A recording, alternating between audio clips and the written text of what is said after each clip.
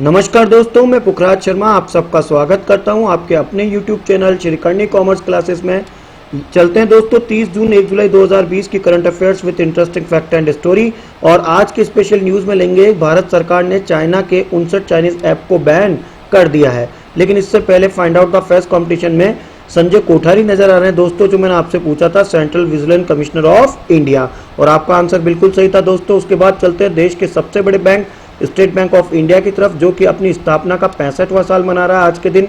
State Bank of India जिसकी स्थापना 1 जुलाई 1955 के दिन हुई थी दोस्तों, और आज यानी 1 जुलाई 2020 के दिन अपनी स्थापना का 65वां साल मना रहा है। देश का सबसे बड़ा बैंक है दोस्तों स्टेट बैंक ऑफ इंडिया, जिसके डिजिटल प्लेटफॉर्म को यूनो के नाम से जाना जाता है। यूनो जिसकी full form you only need once होती है, जिसकी ब्रांड एम्बेसडर हमारी हेप्टोलन एथलेटिक स्वप्नदेव वर्मन है दोस्तों। और अभी स्क्रीन के ऊपर जो आपको नजर आ रहे हैं वो एसबीआई के 25वें चेयरमैन रजनीश कुमार है। एसबीआई जिसका हेडक्वार्टर मुंबई में स्थित है और देश का हर एक भारतीय का बैंक है दोस्तों स्टेट बैंक ऑफ इंडिया।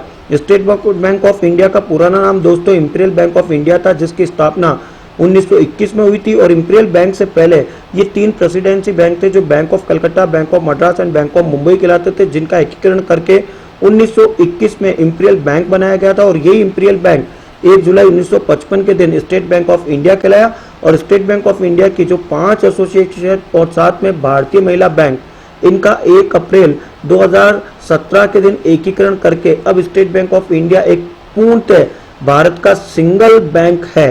तो ये कहानी होती है दोस्तों स्टेट बैंक ऑफ इंडिया की। और आज पूरे नेशनल लेवल के ऊपर हमारे कोरोना वॉरियर्स यानी हैप्पी डॉक्टर डे मनाया जा रहा है दोस्तों। डॉक्टर विधान चंद्र रॉय की जन्म तिथि और मृत्यु तिथि जो है वो 1 जुलाई के दिन ही आती है, इसलिए 1 जुलाई के दिन इंडियन मेडिकल एसोसिएशन जो IMA है वो 1991 से लगातार नेशनल डॉक्टर डे 1 जुलाई के दिन मना रहा है दोस्तों। BC रॉय अवार्ड चिकित्सा क्षेत्र में दिए जाते हैं, जो अधिकतर पूछे जाते हैं। BC रॉय भारत के जाने माने फिजिशियन थे, जिनका जन्म 1 जुलाई 1882 के दिन हुआ और जिनकी मृत्यु 1 जुलाई 1962 के दिन हुई दोस्तों। आज के दिन happy national chartered accountant day यानी नेशनल चार्टर्ड अकाउंटेंट डे मनाया जा रहा है। ICAI यानी the institute of chartered accountant of India 1949 से लगातार 1 जुलाई के दिन चार्टर्ड डे मनाती है, यानी CA डे मनाती है, जिसको हम चार्टर्ड अकाउंटेंट के नाम से जानते हैं दोस्तों। आज ही के दिन GST डे भी मनाया जा रहा है 1 जुलाई के दिन। भारत ने GST 1 जुलाई 2017 के दिन अडॉप्ट करा था। GST जिसे आप गुड सर्विस टैक्स के नाम से जानते हैं, तो GST डे भी आज ही के दिन है। और GST जो आता है दोस्तों वो इनडायरेक्ट टैक्स में आता है, और इनडायरेक्ट टैक्स के बोर्ड को CBIC के नाम से जानते हैं, जिसे central board of indirect tax and custom के नाम से जाना जाता है। तो दोस्तों मैं कह सकता हूँ 1 जुलाई के दिन 4 बड़े डे होते हैं, जिसमें SBI day, CA day, doctor day और GST डे, ये चारों डे आते हैं। उसके बाद चलते हैं दोस्तों 29 जून के दिन पूरे भारत के अंदर राष्ट्रीय सांख्यिकी दिवस मनाया गया था और नेशनल स्टैटिस्टिकल डे मनाया जाता है दोस्तों प्रशांत चंद्र महालनोबिस के बर्थ एनिवर्सरी को। प्रशांत चंद्र महालनोबिस जिसने फादर ऑफ इंडियन स्टैटिस्टिक्स के नाम से जाना जाता था और जो पद्म विभूषण से सम्मानित थे दोस्तों, उनका जन्म 29 जून 1893 के दिन हुआ और उनका देहांत 28 जून 1972 के दिन हुआ। और इनकी बर्थ एनिवर्सरी को पूरे भारत में नेशनल स्टैटिस्टिकल डे मनाया जाता है दोस्तों। जो भारत का योजना आयोग चलता था, उसकी जो द्वितीय पंचवर्षीय योजना का मॉडल जो तैयार करा था वो PC महालनोबिस ने करा था, इसलिए उसको महालनोबिस मॉडल के नाम से भी जाना जाता है। यहाँ पर आपको ये जानना जरूरी है दोस्तों कि वर्ल्ड स्टैटिस्टिकल डे 20 अक्टूबर के दिन मनाया जाता है। तो 20 अक्टूबर के दिन तो विश्व सांख्यिकी दिवस और 29 जून के दिन राष्ट्रीय सांख्यिकी दिवस मनाया जाता है दोस्तों। 30 जून के दिन इंटरनेशनल एस्ट्रॉयड डे मनाया गया था। और चलते हैं दोस्तों अब उस खबर की तरफ जिसका आप वेट कर रहे थे। जी हाँ, भारत सरकार ने आखिरकार अपनी सॉवरेनिटी और इंटीग्रिटी का हवाला देते हुए टिकटॉक सहित 59 चाइनीज ऐप को बैन कर दिया है दोस्तों। इसके साथ एक और मैं कह सकता हूँ एक डिजिटल स्ट्राइक करी है भारत ने और साथ में अमेरिका ने भी। अमेरिका में हुबेई खतरा करार कर दिया गया। जी हाँ, अमेरिका ने 5G से चीन को बाहर फेंक दिया है और अब भारत में इसकी तैयारी है। हाल ही के अंदर अमेरिकी फेडरल कम्युनिकेशन कमीशन ने बताया कि 5G टेक्निक में जो बाजार की सबसे बड़ी चीनी कंपनी हुवेई और ZTE है, उसको राष्ट्रीय सुरक्षा के लिए खतरा करार देते हुए अब इन्हें वहां अमेरिका में बैन कर दिया गया है। और साथ में ये कहा गया है कि जो ये चीनी कंपनियां हैं इनके उपकरणों को अब अमेरिका सरकार इसको नहीं खरीदेगी और धन को व्यर्थ नहीं लुटाएगी, तो आखिरकार भारत सरकार ने भी 59 चीनी ऐप के ऊपर रोक लगाकर चाइना की कमर तोड़ दी है। दोस्तों यहाँ पे ये बताना चाहता हूँ कि इस जो डिजिटल स्ट्राइक अमेरिका और इंडिया ने एक साथ करी है उससे चीन बौखलाहट हो चुका है और चीनी ऐप पे बैन लगने के बाद जो विदेश मंत्रालय के प्रवक्ता है मिस्टर झाओ लिजियान, इन्होंने कहा कि हम स्थिति पर नजर रखे हुए हैं और यदि चीन सरकार हमेशा से अपने कारोबारियों को अंतर्राष्ट्रीय और स्थानीय नियमों का पालन करने के लिए कहती है और चीन ने भी टीट फॉर टैट बदले की कार्रवाई करते हुए भारतीय समाचार चैनल और मीडिया समूह से जुड़ी सभी वेबसाइट बैन कर दी है। दोस्तों चलते हैं चाइना की तरफ, जो एक और घिनौनी हरकत करने जा रहा है और चीन में एक नई बीमारी से भी हलचल मच चुकी है। दोस्तों यहाँ आपको पिग नजर आ रहे हैं बहुत सारे, यानी सुअर नजर आ रहे हैं और आखिरकार जो शंघाई है वहां से खबर आई है कि एक और खतरा मिला है जिसका नाम H1N1 और G4 स्ट्रेन दिया गया है। दुनिया अभी कोरोना वायरस जिसे आप कोविड-19 या आपको नोवल कोरोना कहते हैं उससे अभी उभरी नहीं है और अभी एक स्टडी में पाया गया कि चीनी सुअरों में एक और नया फ्लू आया है जो कि मनुष्य के लिए अधिक संक्रामक हो सकता है और इस पर भी महामारी वायरस के रूप में से नजर रखनी चाहिए। जो अमेरिका के journal proceeding of the national academy of science है, इसमें चीनी शोधकर्ताओं की एक टीम ने इस पर स्टडी करी और इसका नाम H1N1G4 दिया गया है। दोस्तों यहाँ पे बताना चाहता हूँ ये G4 फ्लू वायरस है, ये सुअर में पाया गया है जो आने वाले समय में एक महामारी का रूप धारण कर सकता है। ये न्यू स्ट्रेन है, G4 इसका नाम दिया गया है। H1N1 तो हम जानते हैं 2009 में आया था जिसे हम स्वाइन फ्लू के नाम से जानते हैं। दोस्तों मैं आपको लेकर चलता हूं आइसलैंड और आइसलैंड के अंदर गुडनी जॉनसन री इलेक्टेड हुआ एज ए प्रेसिडेंट के रूप में। दोस्तों याद करने का तरीका होगा कि जॉनसन एंड जॉनसन का जो पाउडर आता है वो गुड़िया लगाती है और उसमें आइस होता है, तो गुड़िया से तो बन जाएगा गुडनी और जॉनसन एंड जॉनसन से बन जाएगा आपका जॉनसन और आइस मिली हुई आती है उससे हो जाएगा आइसलैंड, जहाँ के प्रेसिडेंट है री इलेक्टेड हुए हैं आइसलैंड जिसकी राजधानी रेक्सविक है और जहाँ पे आइसलैंडिंग क्रोना नाम की करेंसी चलती है। दोस्तों मैं आपको लेकर चलता हूं ministry of food processing industry जहां पे हरसिमरत कौर बादल ने एक वर्चुअली लॉन्च कराया 10,000 करोड़ रुपए का PMFE स्कीम जो कि ऑपरेशन ग्रीन के तहत एक्सटेंड किया गया 18 मोर फ्रूट और वेजिटेबल, जिसको हम कह सकते हैं कि पोमोलॉजी और हॉर्टिकल्चर के लिए ये 10,000 करोड़ रुपया खर्च किया गया है सपनों की उड़ान के तहत और इसका मुख्य मकसद है दोस्तों आत्मनिर्भर भारत के तहत हरसिमरत कौर बादल ने इसको लॉन्च कराया दोस्तों, जिसकी टोटल कॉस्ट 10,000 करोड़ रुपए बताई गई PMFME स्कीम। चलते हैं दोस्तों खबरें फटाफट की तरफ और आखिरकार पंजाब एंड सिंध बैंक का घाटा बढ़ता जा रहा है। अभी 2019-20 की जो चौथी तिमाही का शुद्ध घाटा निकला है वो 236.30 करोड़ रुपया बताया गया है। दोस्तों यहाँ पे और बताना चाहता हूँ पिछली बार भी जो इसी अवधि में इसका घाटा 58.57 करोड़ रुपए का था जो कि अब बढ़कर 236.30 करोड़ हो चुका है पंजाब एंड सिंध बैंक का। उसके बाद दोस्तों जो पाकिस्तान क्रिकेट की तरफ से एक खबर आ रही है दोस्तों, पाकिस्तान क्रिकेटर फकर जमान, मोहम्मद हसनैन, मोहम्मद हफीज, मोहम्मद रिजवान, शादाब खान और बहाव रियाज जो कि अभी कुछ दिनों पहले कोविड जो टेस्टिंग हुई थी वो अब नेगेटिव आ गई है और नेगेटिव आने के बाद में पाकिस्तान क्रिकेट बोर्ड ने कहा है कि अब इंग्लैंड के साथ में ये जुड़ सकते हैं, जो इंग्लैंड और पाकिस्तान के मध्य एक श्रृंखला होगी।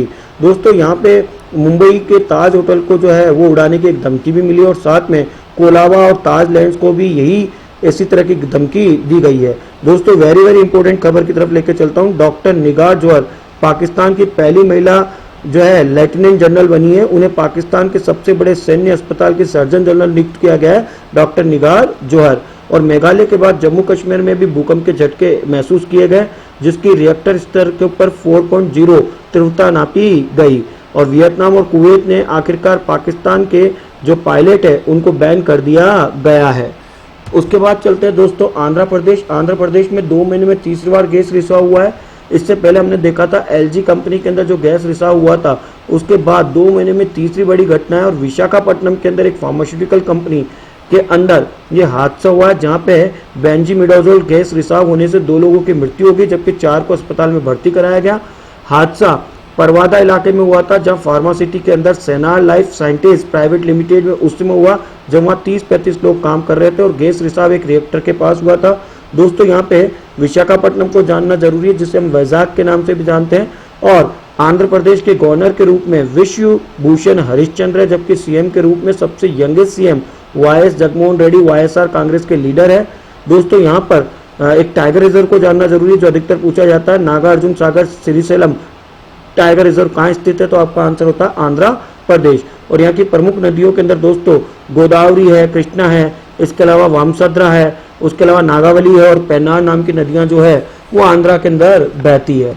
उसके बाद चलते हैं दोस्तों आर्टिकल 76(1) के तहत जो अटॉर्नी जनरल अपॉइंट किए जाते हैं उसमें हमारे के वेणुगोपाल जो कि भारत के 15वें अटॉर्नी जनरल है, उनका कार्यकाल 3 साल के लिए एक्सटेंड कर दिया गया है। और साथ में हमारे सॉलिसिटर जनरल उनका कार्यकाल भी 3 साल के लिए एक्सटेंड कर दिया गया है, जिनका नाम तुषार मेहता है, जो आपको स्क्रीन के ऊपर नजर आ रहे हैं। इस साइड में आपको के वेणुगोपाल सर नजर आ रहे हैं और इस साइड में आपको तुषार मेहता नजर आ रहे हैं दोस्तों। और दोनों इस साइड में अटॉर्नी जनरल है तो इस साइड में सॉलिसिटर जनरल है और दोनों का कार्यकाल 1 जुलाई 2017 से 2020 से 3 साल एक्सटेंड करके 1 जुलाई 2023 तक कर दिया गया है। दोस्तों यहाँ पे विशेष बात ध्यान देनी है, के वेणुगोपाल अटॉर्नी जनरल है और ये हमारे 15वें अटॉर्नी जनरल है जिसको आर्टिकल 76(1) के अंदर डिस्क्रिप्शन है, परंतु सॉलिसिटर जनरल आर्टिकल पोस्ट नहीं है। इसमें सॉलिसिटर जनरल में वर्तमान में तुषार मेहता है, तो दोनों का कार्यकाल 3 साल के लिए एक्सटेंड कर दिया गया है। और उसके बाद राजस्थान जोधपुर से एक खबर आई है दोस्तों, ऐश्वर्या होगी एडिशनल सॉलिसिटर जनरल। जी हाँ, सुप्रीम कोर्ट में वरिष्ठ अधिवक्ता के रूप में ऐश्वर्या भाटी को additional solicitor general of India नियुक्त किया गया है। कैबिनेट ने इसकी नियुक्ति जो है वो सोमवार को 3 साल के लिए कर दी गई है। और जोधपुर की रहने वाली ऐश्वर्या 22 वर्ष से वकालत कर रही है। उन्हें गत वर्ष वरिष्ठ अधिवक्ता डेजिग्नेट किया गया था और 2017 से यूपी की अतिरिक्त महाधिवक्ता के रूप में ये पैरवी कर रही है। तो राजस्थान की जोधपुर की ऐश्वर्या अब एडिशनल सॉलिसिटर जनरल होगी। उसके बाद चलते हैं दोस्तों महाराष्ट्र, और महाराष्ट्र के सीएम उद्धव जी ठाकरे आपको नजर आ रहे हैं, शिवसेना प्रमुख। तो इन्होंने प्रोजेक्ट प्लेटिना लॉन्च करा है कोविड-19 को देखते हुए। तो महाराष्ट्र के सीएम ने लॉन्च करा Platina, world largest we can say the corona valence plasma therapy cum trial project. तो हम कह सकते हैं कि प्लेटिना सबसे ज्यादा कहाँ बिक्री है, तो आपका आंसर क्या होगा दोस्तों, महाराष्ट्र। महाराष्ट्र जहाँ पे Bhagat Singh Koshyari as a governor के रूप में और सीएम के रूप में आपको नजर आ रहे हैं मिस्टर जो है ठाकरे, मिस्टर ठाकरे। दोस्तों यहाँ पे उद्धव ठाकरे आपको नजर आ रहे हैं जो कि सीएम है कहाँ के दोस्तों, महाराष्ट्र के। और महाराष्ट्र जिसकी राजधानी क्या है दोस्तों, मुंबई। उसके बाद चलते हैं दोस्तों एक और खबर की तरफ और मैं आपको लेकर चलता हूँ दिल्ली। और दिल्ली के सीएम अरविंद जी केजरीवाल, आम आदमी पार्टी के लीडर, ने आखिरकार कोविड-19 को देखते हुए लॉन्च करा है इंडिया का फर्स्ट प्लाज्मा बैंक ट्रीटमेंट। तो इंडिया का पहला प्लाज्मा बैंक ट्रीटमेंट आ जाए तो आपको दिल्ली लिखना है। और यही यदि प्रश्न में आ जाए कि प्रोजेक्ट प्लेटिना लॉन्च जो किया गया वो कहाँ किया गया, तो आपका आंसर क्या होगा, महाराष्ट्र। उसके बाद चलते हैं दोस्तों एमपी की तरफ और वहाँ के सीएम शिवराज सिंह चौहान आपको नजर आ रहे हैं। और आखिरकार समाज के सहयोग से कोरोना के विरुद्ध बड़ा कदम लिया गया है। मध्य प्रदेश शासन का किल कोरोना अभियान शुभारंभ हुआ है 1 जुलाई 2020 से 15 जुलाई 2020 तक चलेगा। और जिसमें घर घर जाके कोरोना वॉरियर्स जाके कैंपेन चलाएंगे और एक एक जने की जो है थेरेपी लेंगे। इसका नाम दिया गया किल कोरोना अभियान। चलते हैं दोस्तों आखिरकार एक खबर आई है और रंगराजन, जी हाँ, एक्स आरबीआई गवर्नर रंगराजन जी को टीसी महालनोबिस अवार्ड से सम्मानित किया गया 29 जून के दिन, जो कि नेशनल स्टैटिस्टिकल डे था दोस्तों। उसके बाद चलते हैं इंडिया के नितिन मेनन जो है वो यंगेस्ट एम्पायर हुए हैं आईसीसी एलाइट पैनल की तरफ से। जो भारत के नितिन मेनन है वो यंगेस्ट एवर जो है वो एम्पायर चुने गए हैं इंटरनेशनल क्रिकेट काउंसिल की तरफ एलाइट पैनल में 2020 और 21 के लिए। और इन्होंने रिप्लेस करे हैं इंग्लैंड की नाइजल लेंगोंग को। किसको करा दोस्तों, नाइजल लेलोंग को। उसके बाद चलते हैं दोस्तों लिवरपूल आखिरकार टॉप फाइट कर चुका है 2020 में प्रीमियर लीग चैंपियनशिप, जिसने डिफेंडिंग करा है मैनचेस्टर सिटी को। तो 2020 का प्रीमियर लीग चैंपियनशिप आपके सामने, लिवरपूल जिसने किसको हराया है, मैनचेस्टर सिटी को।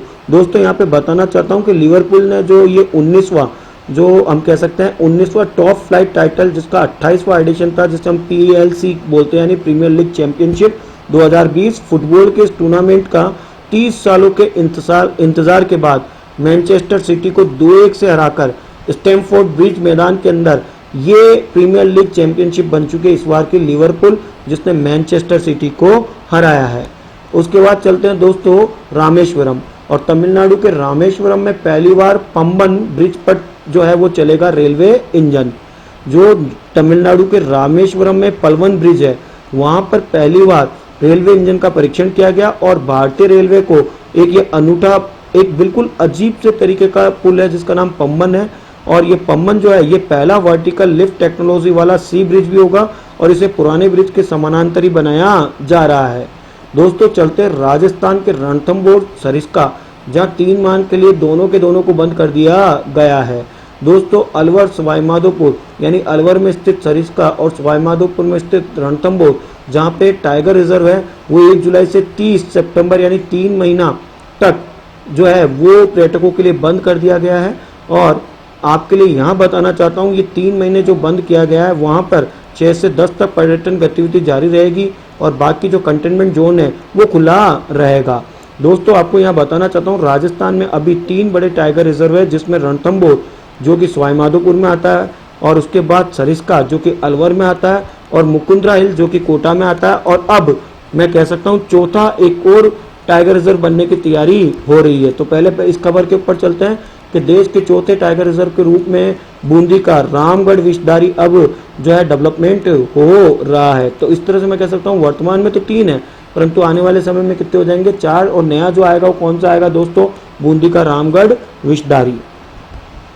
दोस्तों यहाँ पर मैंने आपको टिकटॉक के जो है हेड को दिखाया गया है, भारत के हेड को।